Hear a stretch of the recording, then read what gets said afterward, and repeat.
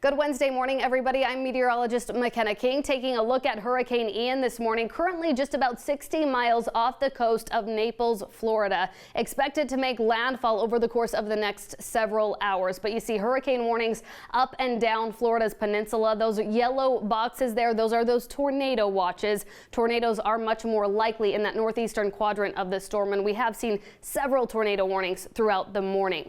Currently a Category 4 storm, packing wind speeds around 155 miles per hour, so just a few miles per hour shy of a Category 5 storm. Really a strong storm, expected to make landfall right around a Category 4 right near Charlotte County, Florida, as we head toward the afternoon hours. From there, it continues its path to the northwest up along the east coast of the United States, making landfall again near South Carolina and then sending some remnants our way into the Ohio Valley by this weekend. When we're talking a storm of this size, the track has shifted slightly to the east, which makes landfall a little bit farther to the south. Yesterday, we were thinking landfall near Tampa. It's now closer to Fort Myers, so that pushes the storm surge potential a little bit farther south as well. We're talking double-digit storm surge in places like Charlotte and Lee counties, as well as places like Sarasota County, Florida. So 12 to 15 feet.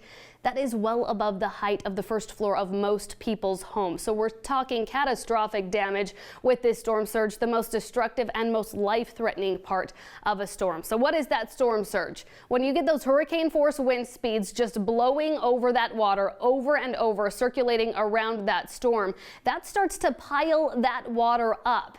When you're talking the Gulf Coast, you're talking a very shallow continental shelf there. So when you've got that shallow water and it starts to pile up, it's got to have somewhere to go. So where does it end up? It ends up pushing right onto land as those wind speeds continue to push behind it, ends up overtaking buildings, and it can overtake beaches and islands and things like that. So definitely the most destructive, something we'll be keeping an eye on. And then storm surge will be a threat along the eastern coast of the United States as it makes landfall again into South Carolina as we head later into this week. Of course, we'll continue to keep an eye on this throughout the day and throughout the next several as it continues to make its way northward into the U.S.